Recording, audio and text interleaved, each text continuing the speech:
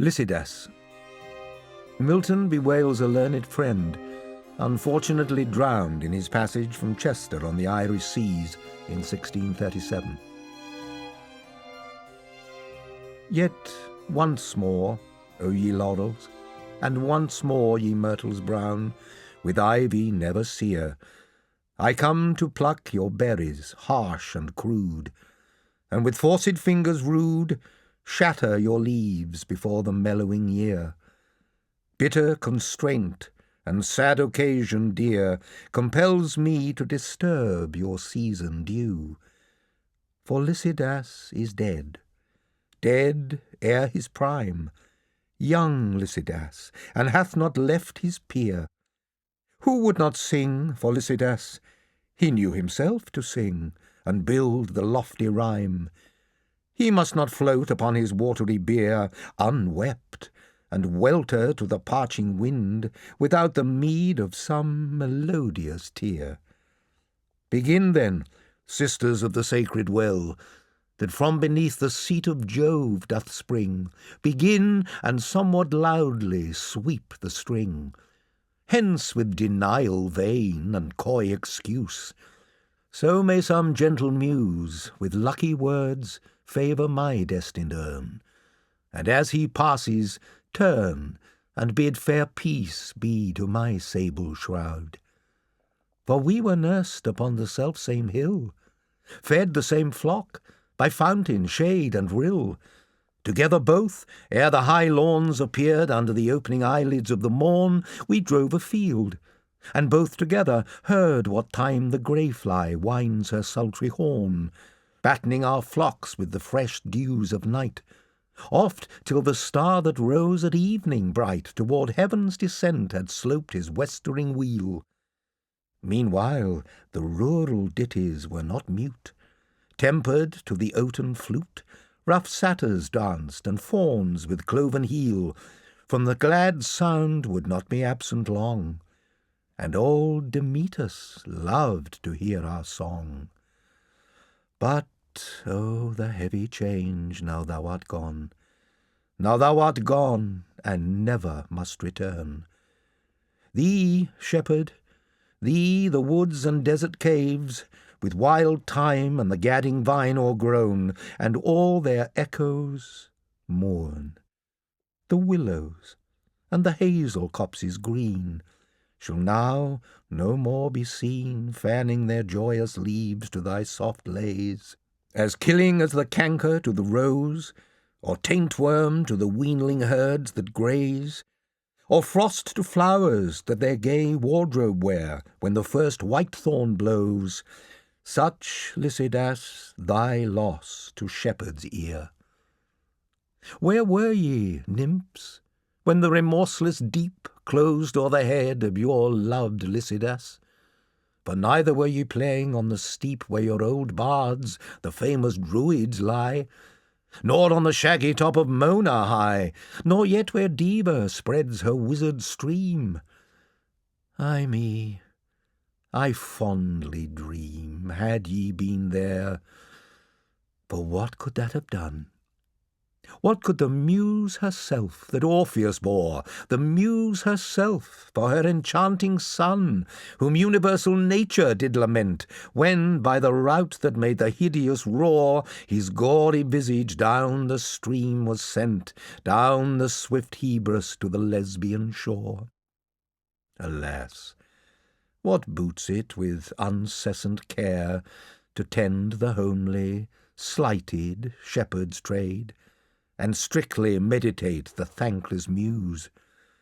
Were it not better done, as others use, to sport with Amaryllis in the shade, or with the tangles of Neaera's hair? Fame is the spur that the clear spirit doth raise, that last infirmity of noble mind, to scorn delights and live laborious days. But the fair guerdon, when we hope to find, and think to burst out into sudden blaze, comes the blind fury with the abhorred shears, and slits the thin-spun life. But not the praise, Phoebus replied, and touched my trembling ears. Fame is no plant that grows on mortal soil, nor in the glistering foil set off to the world, nor in broad rumour lies, but lives and spreads aloft by those pure eyes and perfect witness of all judging Jove, as he pronounces lastly on each deed, of so much fame in heaven expect thy meed. O fountain Arethusa, and thou, honoured flood, smooth-sliding Mincius crowned with vocal reeds, that strain I heard was of a higher mood. But now my oat proceeds, and listens to the herald of the sea, that came in Neptune's plea. He asked the waves, and asked the felon winds, what hard mishap hath doomed this gentle swain, and questioned every gust of rugged winds that blows from off each beaked promontory. They knew not of his story, and sage Hippotades their answer brings, that not a blast was from his dungeon strayed. The air was calm, and on the level brine sleek Panoply with all her sisters played. It was that fatal and perfidious bark, built in the eclipse and rigged with curses dark, that sunk so low that sacred head of thine. Next Camus, reverend sire, went footing slow, his mantle hairy, and his bonnet sedge, inwrought with figures dim, and on the edge, like to that sanguine flower inscribed with woe. Ah, who hath reft, quoth he, my dearest pledge? Last came, and last did go, the pilot of the Galilean lake. 2 massy keys he bore of metals twain, the golden opes, the iron shuts amain. He shook his mitred locks, and stern bespake, how well could I have spared for thee, young swain, enow of such as for their bellies' sake creep and intrude and climb into the fold. Of other care they little reckoning make than how to scramble at the shearer's feast, and shove away the worthy bidden guest. Blind mouths, that scarce themselves know how to hold a sheep-hook, or have learnt aught else the least that to the faithful herdsman's art belongs. What recks it them? What need they? They are sped, and when they list, their lean and flashy songs grate on their scrannel pipes of wretched straw. The hungry sheep look up, and are not fed, but swoln with wind and the rank mist they draw, rot inwardly, and foul contagion spread. Besides what the grim wolf with privy paw daily devours apace, and nothing said, but that 2-handed engine at the door stands ready to smite once, and smite no more. Return, Alpheus, the dread voice is past that shrunk thy streams.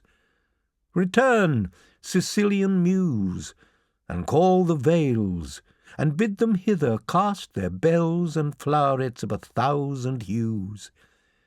Ye valleys low, where the mild whispers use of shades, and wanton winds, and gushing brooks, on whose fresh lap the swart star sparely looks, throw hither all your quaint enamelled eyes, that on the green turf suck the honeyed showers, and purple all the ground with vernal flowers.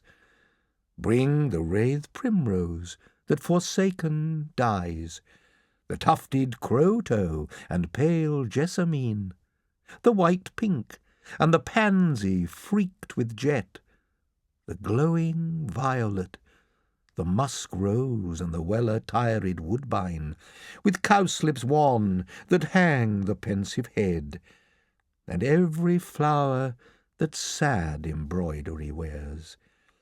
Bid Aromanthus all his beauty shed, and daffodillies fill their cups weeps with tears, to strew the laureate hearse where Lycid lies. For so, to interpose a little ease, let our frail thoughts dally with false surmise.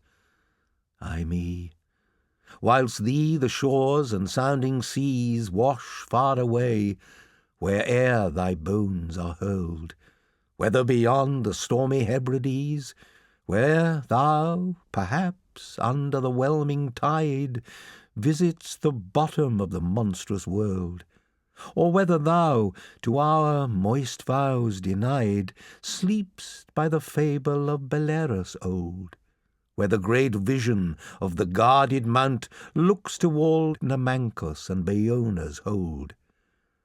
Look homeward, angel, now, and melt with ruth, and O ye dolphins, waft the hapless youth.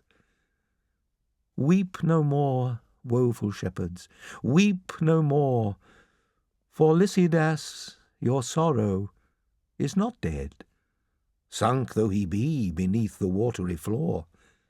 So sinks the day's star in the ocean bed, and yet anon repairs his drooping head, and tricks his beams, and with new spangled ore flames in the forehead of the morning sky.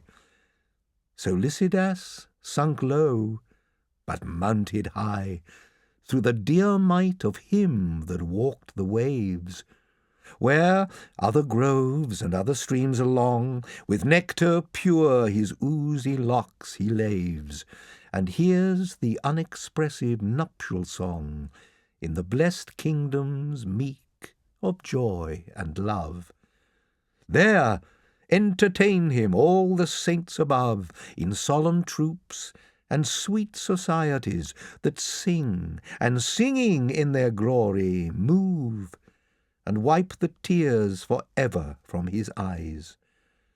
Now, Lycidas, the shepherds weep no more. Henceforth thou art the genius of the shore, in thy large recompense, and shalt be good to all that wander in that perilous flood. Thus sang the uncouth swain to the oaks and rills, while the still morn went out with sandals grey. He touched the tender stops of various quills, with eager thought warbling his Doric lay. And now the sun had stretched out all the hills, and now was dropped into the western bay. At last he rose, and twitched his mantle blue. To-morrow to fresh woods and pastures new.